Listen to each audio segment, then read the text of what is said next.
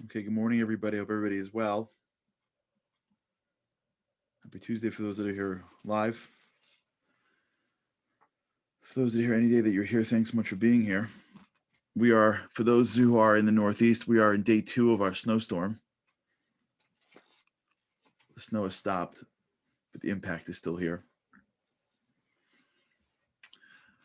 And so for those of you maybe home again today, don't fight it. Don't fight it. Align to it. Align to the world around you. It's one of the hardest things in the world. We love asserting our control as to what the world's going to look like. God runs this world. I had one of my favorite moments yesterday. I'll share with you, and then we'll get back to our stuff. I have the honor of praying in a synagogue. And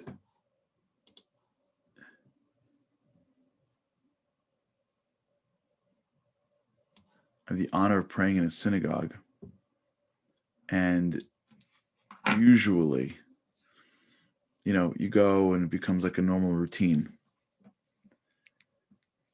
And always during these periods of time, I get so inspired when it snows or there's some kind of huge impediment to going. And I push myself to go, and I feel like it's just going to be me alone. Who's going to come to the synagogue at 5 o'clock on a snowstorm? And I walk in and I see the place is packed. I look around and I'm like, yeah, that's awesome.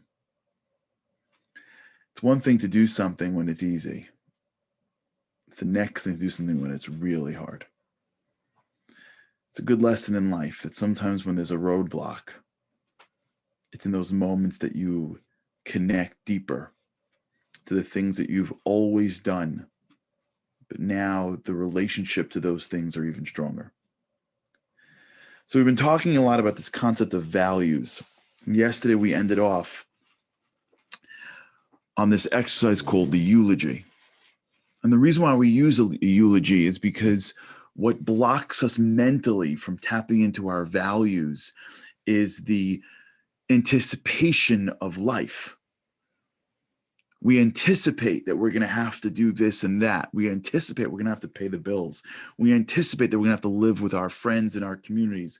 We anticipate that we're going to have to either let someone down or impress somebody. So the usual aspects of life is anticipated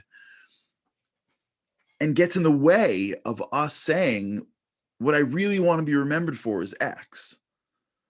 Yeah, I can have a value, but like I got to get through my day. I got to achieve my goal. I have to, get this thing. I have people around me. They're going to think it's weird. I don't know if I'm actually be able to do that. Remember we spoke about this a couple of days ago. It's sometimes harder. It's harder to live your values. It's sometimes easier to die for your values than to live for your values because that activity doesn't make you live with it from now on. The single big moment is massive, but the small constant moment sometimes can be a lot harder. In moments of crisis, we all step up because it's a moment of crisis.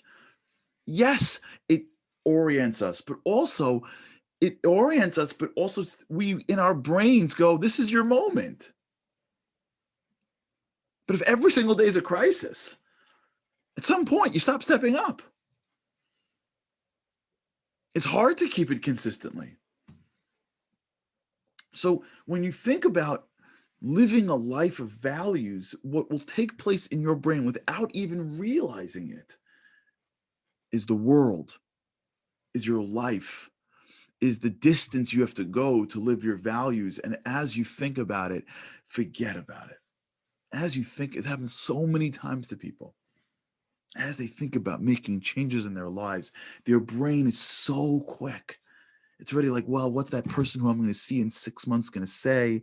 And then I have the thing that I have in 2 months from now. And if I do this thing, when I see that person in 2 months, it's going to look weird. You know what? I just won't do it. It's amazing I don't know if you disagree with me or not. Do you agree with me? Like, do you have this or just me? It's amazing how you're making connections on so many places, why you shouldn't be doing something. You ever have this? Like, it's a holiday coming up in like 2 months, and you're like, should I diet now? I don't know. Well, I'm going to be dieting, and then it's the holiday, and then I'm going to offend my mom who's cooking. You know what? Let's wait for the holiday. But the holiday's in 2 months. Yeah, but I'll just wait for it. You know, let's just. How did you connect eating in someone else? But I'm traveling in 6 months from now, and if I start traveling, then if I travel here, then I really can't do the thing. So if I every day have to do this thing, but then I have to go on the road for a week, I'll just. You ever have that? That's called life. Your brain is constantly coming up with things that will be uncomfortable for you if you engage in change. What's he going to say? What's she going to say? How's it going to affect me getting a job? How's it going to affect me in the future? That's the beautiful thing about a eulogy. You don't got to worry about that anymore. That's why the eulogy exercise is so powerful. You don't got to have to worry about that. It's your eulogy. You're like, I don't got to worry about paying the bills. That's just, you checked out. And when you check out, now you don't got that part of your brain going crazy. Now you can get the truth. Now you can get the truth. What did I want to stand for in my life? What did I want to live? What do I want to be remembered for? What you want to be remembered for really are the themes of every aspect of your life. Because life provides details, but the details have to fit into some narrative. We did the research here, I remember, about memory being really just narrative. But that's what you're giving over to the people around you.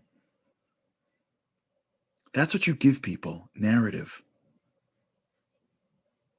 That's what you hand to your loved ones. You hand them a narrative that they hold on to and they use to make life make sense. You give them a narrative of hope or a narrative of despair.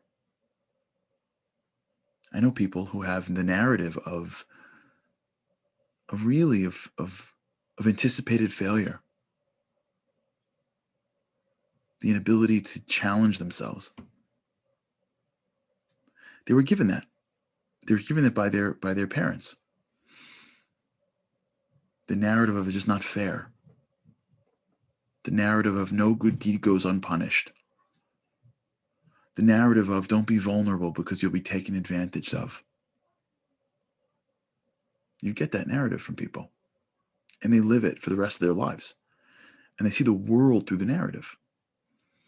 That's how they conduct their life, through a principle that was given to them by someone else. And it's so embedded in their brains that they can't extract that. They think it's them. They don't realize that when they overheard mom and dad talking in the minivan, when they overheard mom talking on the phone to her friend in the kitchen, when they overheard the teacher, when they overheard their life, they were forming in their heads narratives. And sometimes those narratives cause tremendous agony.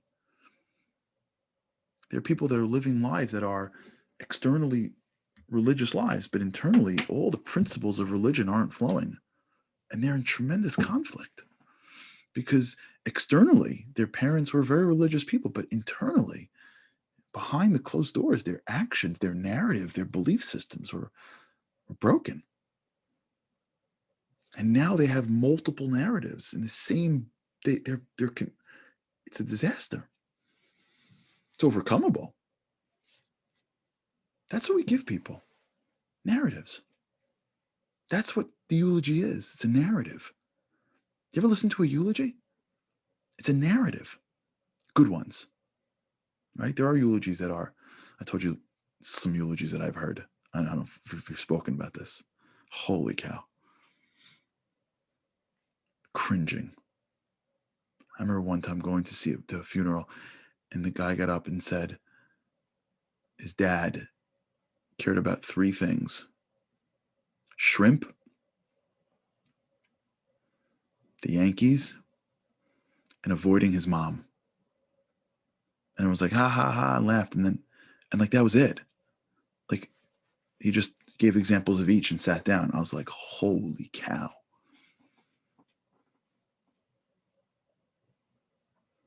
Narratives. That's probably what he got from his dad. How good shrimp tastes. He's a Jewish guy, but I'm not judging. Who am I to judge anyone? How great the Yankees are. Yankees are great. And how best to avoid his mother, who he was married to for his whole life, by the way. I've been to funerals where the narratives have been unbelievable. Unbelievable. We walked out and we said, we never met. I was so inspired. The narrative of being a giver, the narrative of overcoming challenge, narrative of faith. These were these principles that these people lived with. They were regular, normal people, and you never knew it until the eulogy.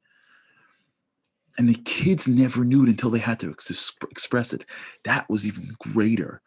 That the eulogizer never really never understood it until he or she was left having to articulate something and then finding it. And even in the speech, they weren't saying they weren't using these terms. But if you look for it, you see it. Narratives. That's how we're living our lives. And if you're living your life in a way that is contrary to the narrative that you want to live your life by, guess when you should get started? No better day like right now. A good friend of mine did this with me. I've got a good friend. I don't want to say his name. He gave him permission. I wish he did, though. We did this exercise, the eulogy exercise, with a bunch of my guys from the Momentum trips years ago. We did a summer 4-part series before the book came out. It was like I was testing it on these guys, great guys, Brooklyn and Long Island. I hope some of the guys are on. 4 parts, and in part 2, if you read the book, you see. By the way, whoever wants the workbook where I have the eulogy exercise laid out, just email me, charlie@charlieharary.com, and I'll send it to you. The workbook of the book with the eulogy exercise. So you don't have to, you can just do it. You fill it out. Yeah, if you could do it with somebody, oh my gosh, holy cow, Deb, holy mackerel. So a good friend of mine, he was there, successful guy, amazing. And he did it. He came back and he spoke to the group. It was unbelievable. He said one of the things he always thought he had was patience, and he realized that he doesn't. He doesn't have any patience. His life wounded him up so tightly that he doesn't have the patience that he wants to be remembered for. And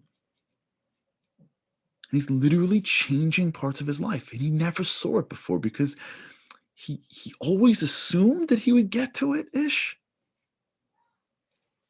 You don't get to your narrative.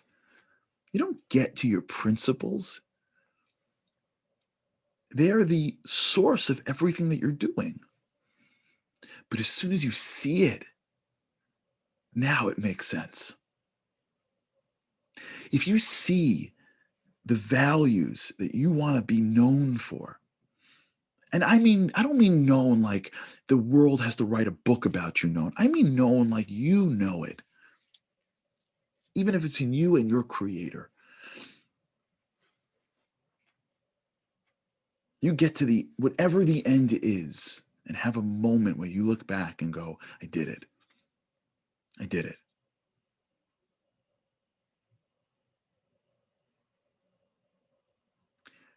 I lived with the values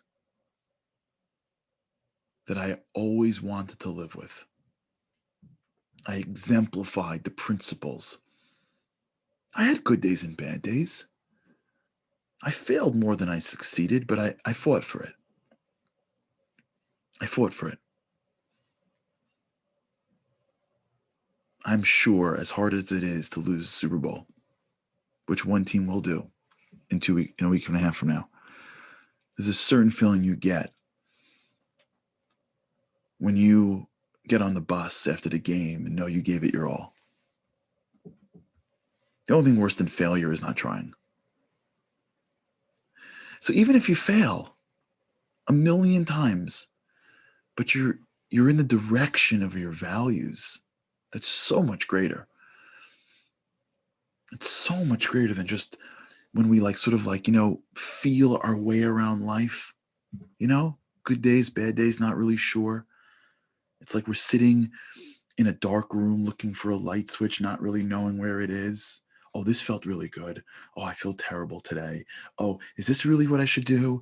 And you're just feeling and hoping when you get a light switch on, you're like, oh,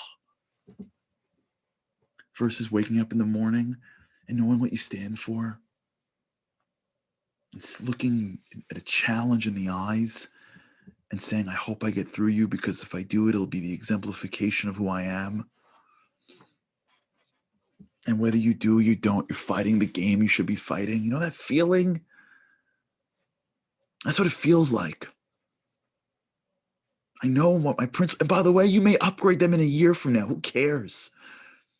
Life's a journey.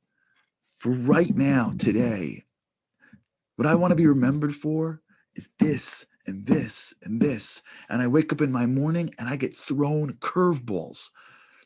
And as the curveball comes, I say to myself, this is this is the game I'm playing. If I want to be known for always being happy, and I wake up in the morning and I open my door and there's a foot of snow and half of my day gets canceled, and my brain says, this is terrible, terrible, terrible, terrible, terrible, terrible. And there's people around me and there's me in front of me, if you will. And I say, this is what I'm here for. This is the battle of happiness. It's not hard to be happy on a beach. It's hard to be happy in a snowstorm. Now you know what you're fighting for.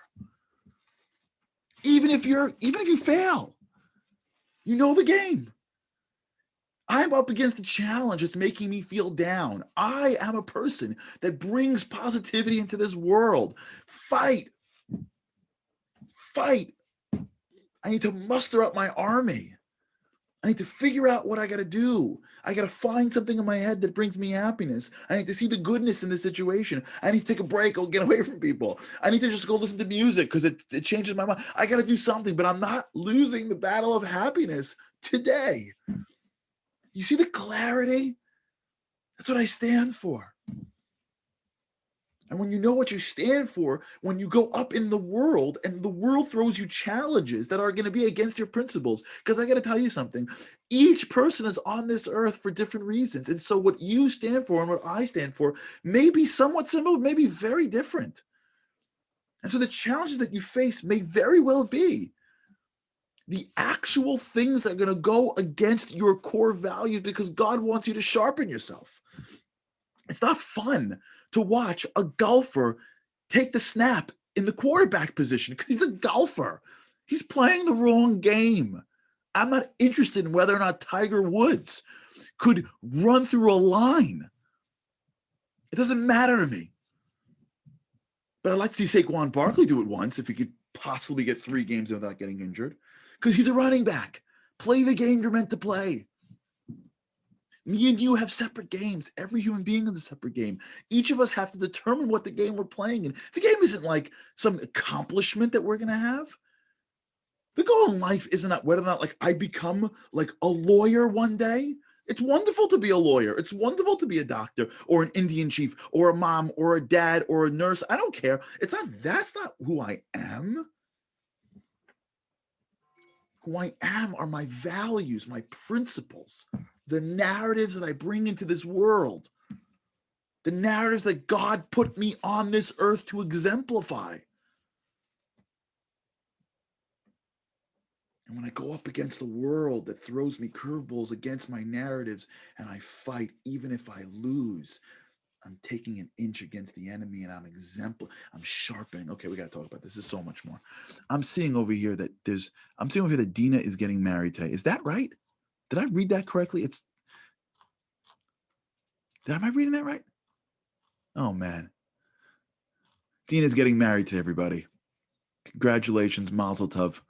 May you have a life filled with health and happiness and blessing and only good things. This is our first Daily Boost wedding that's taking place right now. I don't know of another time that we had a bride on the show on the day of her. Is that real? We have a bride on the show on the day of her wedding. I'm trying to put these all together.